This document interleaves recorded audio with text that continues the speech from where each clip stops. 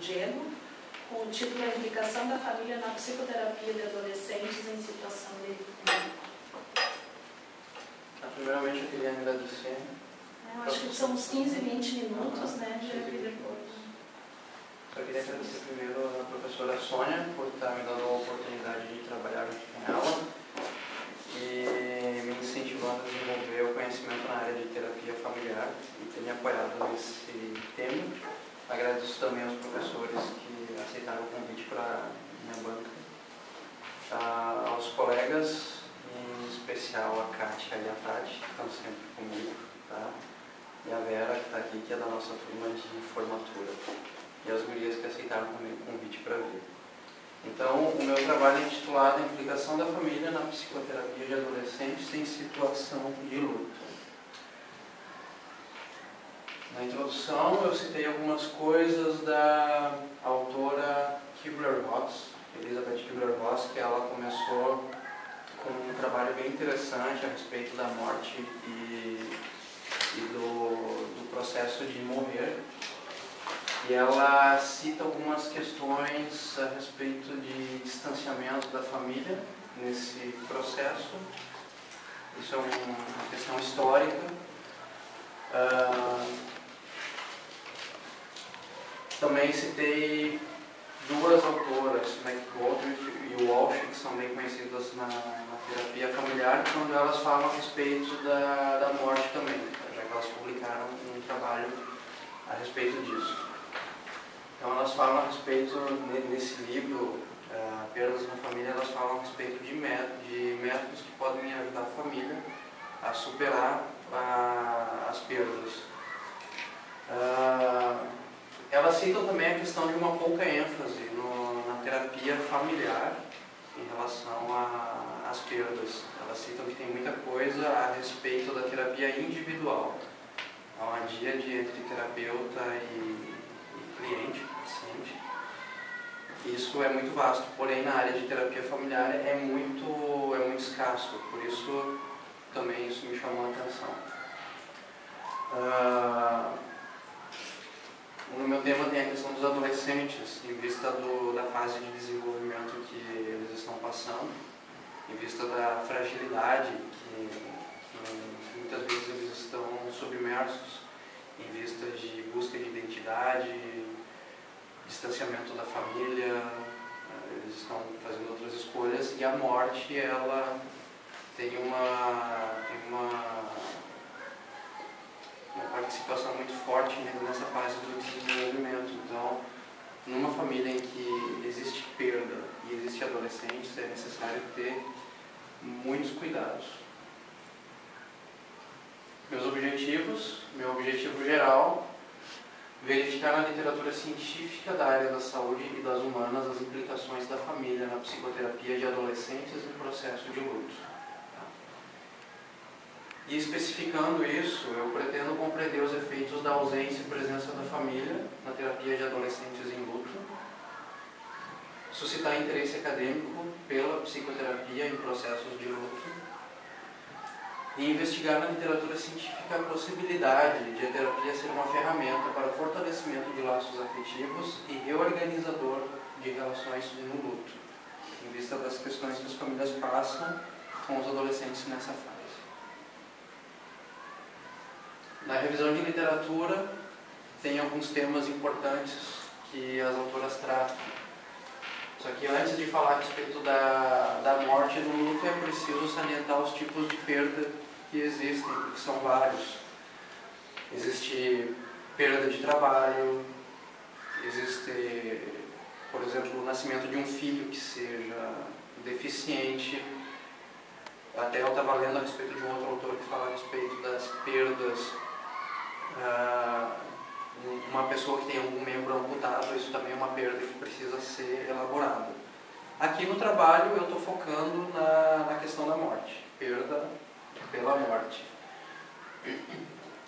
Holmes, Hare, Brown e Bowen, eles falam um pouco a respeito da morte, que se trata de uma perda de difícil ajustamento. Talvez a perda de mais difícil ajustamento que uma pessoa e que uma família venha a passar. Isso tem um impacto intenso, prolongado, vai passar de geração em geração, E, de acordo com um autor, Bowen, causa uma onda de choque emocional na família. Então, pode reverberar em várias gerações por tempo indeterminado. Só que na história a gente vai vendo que a morte ela perde a simplicidade e a familiaridade dela. Antigamente se morria num ambiente familiar, tinha toda era um outro contexto, só que com o passar do tempo a família tendeu a se afastar desse acontecimento. Então surgem aí muitos profissionais da morte, como a gente vê hoje, hospitais, agentes funerários. Isso tudo vai afastando a família desse processo de morrer, e isso torna um pouquinho mais difícil a assimilação desse acontecimento. Bowlby, Freud, Parks e Engel, eles falam um pouquinho a respeito do luto. Cada um deles dá uma definição, porque é uma coisa bem ampla. Tá? Então, o Bowlby fala que é uma constelação de reações psíquicas, conscientes e inconscientes a uma perda significativa. Freud fala que se relaciona à perda de um ente querido, onde tem havido investimento lipidinal. Parks menciona como sendo uma resposta normal a uma perda significativa. E Engel considera o luto como um processo de cura para o trauma da perda. Então, deu a entender isso daí, que é necessário esse processo de luto, esse período, a fim de que a pessoa vá se recuperando, se estabilizando e dê conta desse fato. Worden, em 1989, ele fala a respeito de 4 tarefas a serem desenvolvidas pelo enlutado. Então isso daqui eu visualizei como sendo uma questão bem prática para se trazer nesse momento, colocando primeiramente a aceitação da realidade da perda, a elaboração da dor da perda, o ajuste ao ambiente onde falta alguém e um reposicionamento em termos emocionais da pessoa faltante e continuidade da vida. Aí se questiona, será que depois disso o processo de luto ele acaba? O Worden ele também defende que o processo acaba quando essas 4 tarefas se completam. No entanto, a literatura também mostra que o processo de luto ele não segue uma linearidade. A pessoa pode estar fazendo terapia e de repente surgir alguma questão de um luto que não foi resolvido. Em relação àquilo que eu falei no slide anterior na perda, ela reverberar em várias gerações, uma questão longa. Tem muita coisa que vai surgindo que é decorrente de um luto não resolvido, que a pessoa não se dá conta. Então a pessoa pode resolver um luto e lá de repente ele ressurgir, porque ele não segue uma linearidade.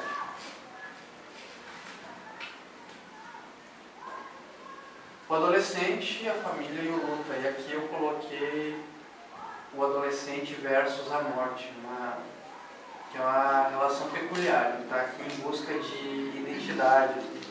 Em vista disso, muitas vezes ele se encontra com um sentimento de solidão e vulnerável à própria morte ou à morte de alguém significativo.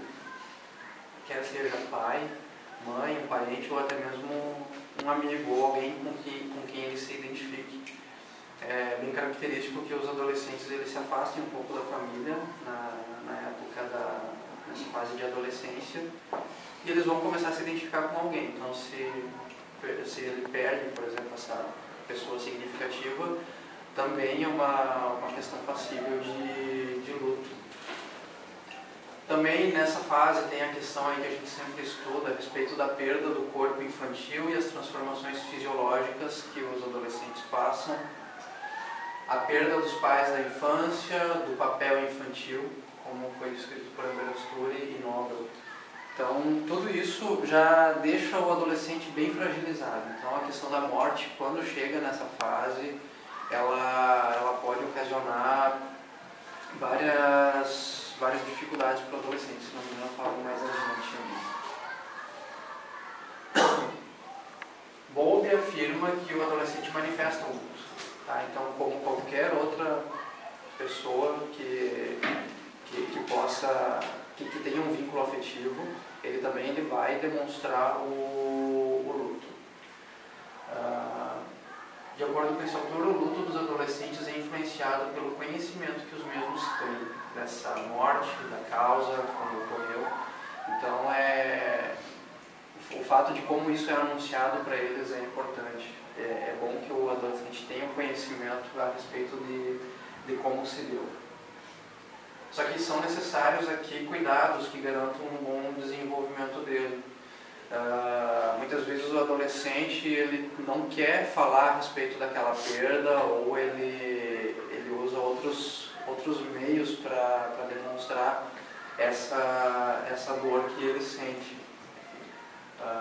Como fala aqui, tem a questão de adoecimentos futuros, e até mesmo, como eu estava lendo, pode ocorrer agressividade, uso de drogas, várias questões assim, que são um outro meio dele demonstrar esse sentimento de perda que ele tem. Eu coloquei aqui alguma questão a respeito da realização de rituais de luto para a integração da morte e transformação dos sobreviventes. Isso é uma questão que é trazida para o grupo familiar. Pode ser usado para poder integrar a morte, o entendimento que eles vão ter, o sentimento a respeito dessa perda. Terapia do luto. Uma questão aqui que fala que a atitude de supressão à rejeição não auxilia na elaboração. Tipo, evitar que a pessoa fale, não deixar que ela perceba aquele acontecimento. Isso tudo pode causar problemas. E isso tudo também é em vista de uma expectativa social. Hoje em dia é feio se sentir triste. Hoje em dia, quem trabalha sabe. Quando acontece uma perda, tu tem 2 dias de licença. E em 2 dias, alguém aqui consegue dar a perda de uma mãe, de um pai, de uma pessoa que estava muito presente. Então, hoje em dia, a expectativa social é de inibir isso. E isso causa adoecimento. Sentimento de culpa e inadequação pode ser expressos em outros canais pelo adolescente. Então é isso que eu falei aí, de que ele pode usar de agressividade, delinquência, uso de drogas, alcoolismo, para poder dar conta desses sentimentos.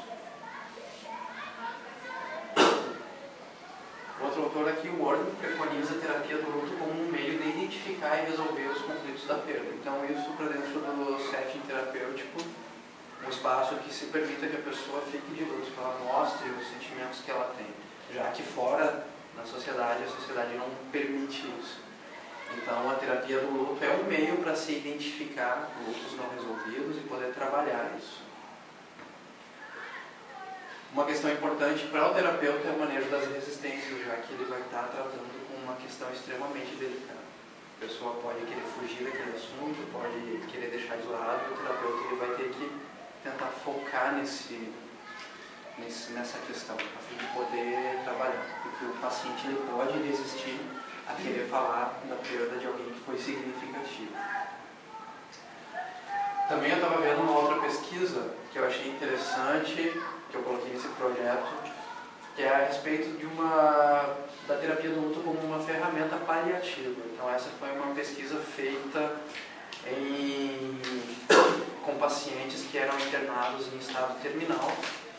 Então foi possível de monitorar o funcionamento dessas famílias a fim de ver como seria a questão da aceitação da perda nessa família. Então isso foi uma coisinha que eu percebi que parece um pouco mais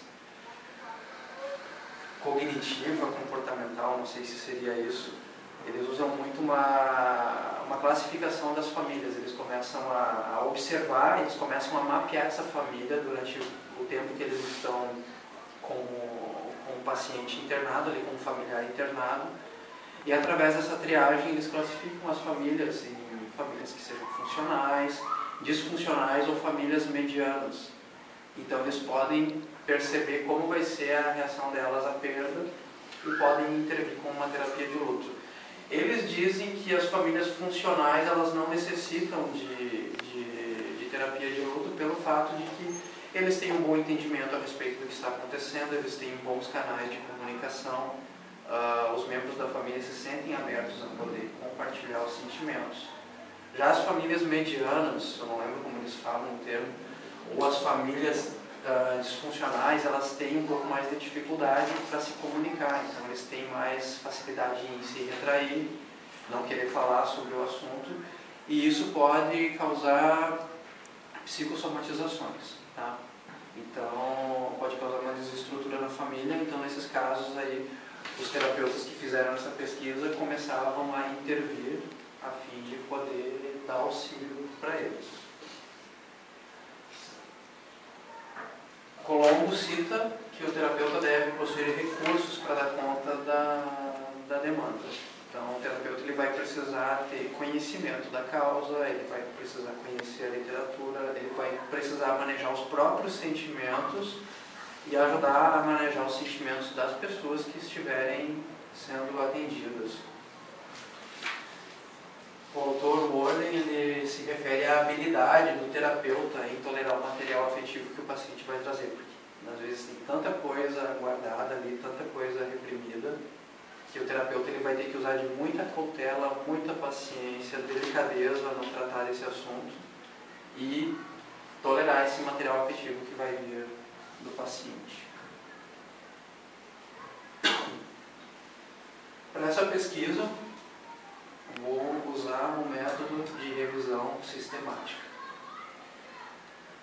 É um resumo de evidências relacionadas a uma estratégia de intervenção específica mediante a aplicação de métodos explícitos e sistematizados de busca, apreciação, crítica e síntese da informação selecionada.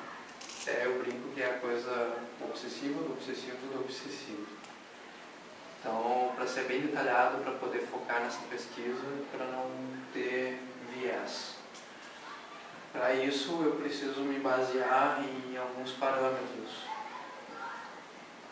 Eu estou procurando, desde agora, já materiais nas bases de dados Lilac, Cielo, BVS, Portal CAPES e alguns livros de referência nessa temática que eu estou propondo. Estou usando alguns critérios de inclusão para poder fazer essa pesquisa. Período de 10 anos para os artigos científicos, então eu estou pegando eles dos anos de 2002 a 2012, que já tenham sido concluídos e que foram desenvolvidos nas áreas da ciência sociais e na área médica. Eu vi que essas são 3 áreas que têm muito material a respeito de terapia familiar, de adolescência, de luto. Em especial na área médica tem muitas dessas coisas. Também eu incluí para essa minha pesquisa livros da temática pretendida que sejam reconhecidos por sua importância no assunto, independente do ano de publicação. Em vista de que tem materiais que, como o que eu usei na introdução lá da autora Kübler-Ross, a publicação é de 92, mas esse livro ela escreveu há muito tempo atrás e ele é importantíssimo porque é um dos primeiros que começa a tratar a respeito da morte. Ele é um livro importante, tal como do autor Philippe Arriaga, também ele trata desse tema e ele é importantíssimo. É um livro que trata muito da história da morte em toda a existência humana. Critérios de exclusão. O que for estudo incompleto eu não vou utilizar para essa pesquisa. Como eu falei antes, apenas os que estão concluídos. E artigos publicados fora do período especificado anteriormente. Então, os artigos que forem anterior a isso eu não vou fazer uso. Tal como os que não forem dessas áreas psicossociais na área médica. Também eu não coloquei aqui, mas eu estou pesquisando artigos que estão em língua inglesa, que tem como uma das pesquisas que eu me referi, que está todo em inglês, materiais em português e materiais em espanhol. Para fazer análise de dados, que eu já estou fazendo desde agora, leitura exploratória, para poder fazer uma identificação dos textos que existem, dos trabalhos. fase seletiva, a fim de que eu possa verificar o que tem de interessante, o que vai ser válido eu colocar. Uma leitura analítica e o estudo interpretativo, a fim de que eu comece a montar essas questões, a fim de que eu possa juntar os materiais que eu preciso para poder escrever esse trabalho final e poder montar o artigo.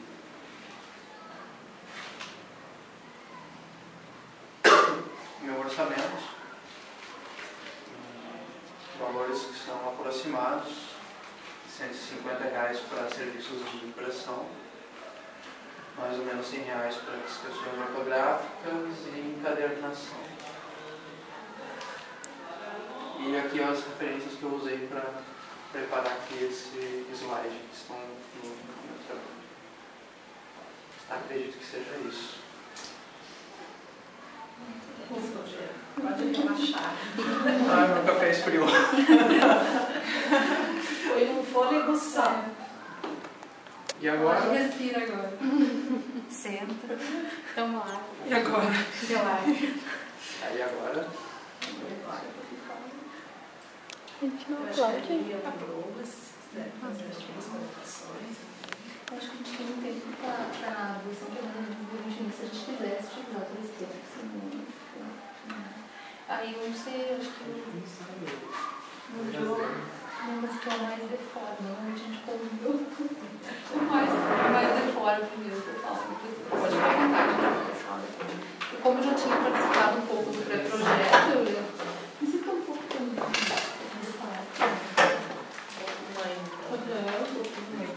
Um pouquinho vó, né?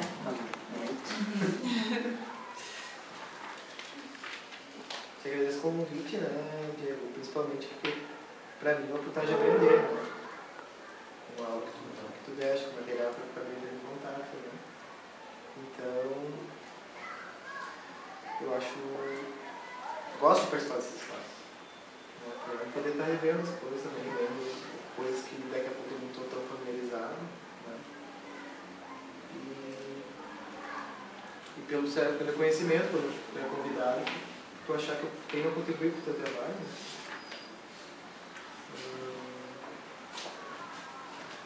Primeira coisa, achei bem escrito o trabalho, o centro de escrita, achei esse trabalho bastante coerente, assim, do jeito que tu apresentou ele, né? Bastante enxuto também, assim, sem se enrolar muito, falando as coisas que são necessárias no projeto, né?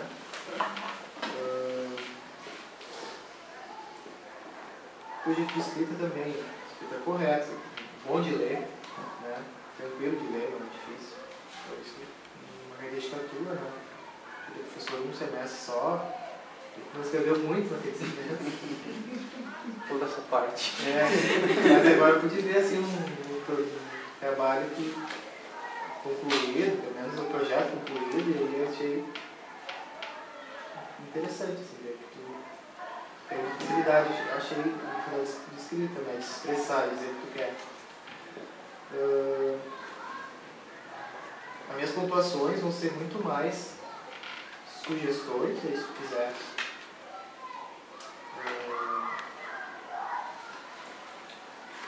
usar elas, né, para a tua pesquisa, usa, senão não. No geral o trabalho está bom. Eu tinha te falado, né? Já no momento que eu estava tranquilo para o trabalho. Trabalho conferencial de pesquisa que não é o jeito muito que eu penso pesquisa, né? Quando tu fala ali, não sei, vou fazer desse jeito para não ter viés, eu acho que não tem como não ter viés, né? Tu está sempre incluído evento, nunca vai ser imparcial, mas isso, pelo diferencial que tu escolheu, tu está coerente com a proposta. O importante é isso, escolher um diferencial de ciência, inclusive de ter pensado dessa forma, o teu projeto está dando conta desse diferencial de ciência, né? E aí isso aparece já na introdução, que é uma coisa que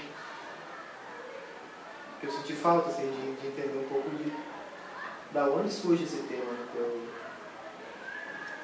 esse interesse pelo tema. Na introdução a gente coloca mais seja um projeto, seja um artigo, mas minimamente como se chega a um problema de pesquisa. Né? E o problema de pesquisa não nasce do nada, né? Ele nasce de inquietações nossas, de experiências nossas, e aí experiências de estudo, experiências pessoais, experiências que nos colocam a pensar, experiências no estágio, enfim. E aí tu foi direto, assim, né? Tu já foi falando dos autores, não te colocando muito. Isso eu acho que talvez seja um desafio pro teu artigo, tu aparecer um pouco mais, né, no artigo. Porque isso por causa dos autores, e a introdução já não aparece tanto. Né? Tipo, onde é que o Diego tira isso? Sei que tu está fazendo estágio, sei que tem aparecido situações assim, mas sei que conversa contigo por fora, né? No momento que a gente conversou, uma coisa assim. Mas acho que poderia ter alguma coisa que dissesse, bom, sai de um lugar isso que eu estou querendo ver. Assim, o problema se constrói de uma determinada forma. Não sai do nada. Assim.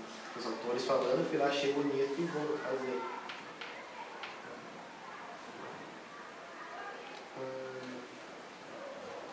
Primeira coisa nessa coisa introdução. A segunda, regular os objetivos específicos. Onde fiquei pensando se não seria interessante, por exemplo, assim, citar discussão, interesse acadêmico pela. Não sei se esse interesse não é citar uma discussão. Quando tu joga esse tema, né, tu vai colocar ele na roda de novo para discutir, né? Tu vai ter que publicar depois, então tu vai citar uma discussão sobre isso novamente, né? Porque não tem tanta produção, tu vai jogar isso, né? Poder falar disso, dessa produção que não tem, desses achados que tu vai encontrar, poder sistematizar e vai poder dizer o que está se pensando hoje em dia, né? Então, acho que assim, é mínimo, mas é uma palavra, mas já diz outra coisa que tu vai produzir. Né? A outra coisa é o teu outro objetivo específico de investigar na literatura científica a possibilidade de a terapia familiar ser uma ferramenta de fortalecimento de laços afetivos, enfim. Fiquei pensando, tá. Porque essa terapia familiar, isso não é claro que a terapia familiar pode ser uma ferramenta, né, para trabalhar com trabalhos afetivos, para organizar relações de luto. Isso não é dado a terapia familiar. Fiquei pensando, e se isso for dado, assim, o objetivo não seria então tu investigar na literatura científica qual é a contribuição da terapia familiar para isso, né, e como ela pode ser uma ferramenta. Aí tu vai olhar para outras coisas, né? Dizer, bom, as contribuições são essas e ela pode ser usada desse jeito. Né? Tem possibilidade, não sei se eu acho que é. Familiar. Não sei se tu encontrou isso, que alguns dizem que não é, que não pode, mas não sei. Sugestão para te ver também, essa aproveitadora, ver se não é essa. Não é para onde tem que estar olhando, é uma das coisas para te olhar, né? Como e contribuição são essas, né? Que chamou atenção as referências que tu usa pelas datas, mas depois, chegando no final, entendi que tu diz, não, vou usar a literatura importante, as produções de livros, publicações importantes, mesmo sem olhar cada data. Achei importante tu ter parecido isso ao final, porque daí foi coerente, né? Por dizer, bom, eu usei o cara de lá de 60 e 67, mas o cara, porque o cara é importante, eu acho importante, é referência e tal, é clássico, fala disso, né? Então eu estava justificando isso, achei importante, sim, a coerência do trabalho, onde foi feito isso.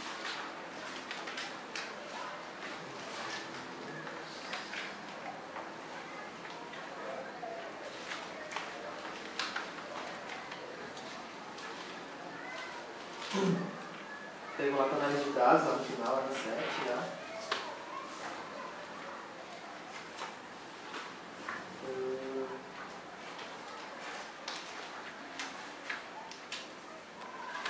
Não sei se vai ter muito, mas que ele fala um pouquinho de como é que tu vai fazer essa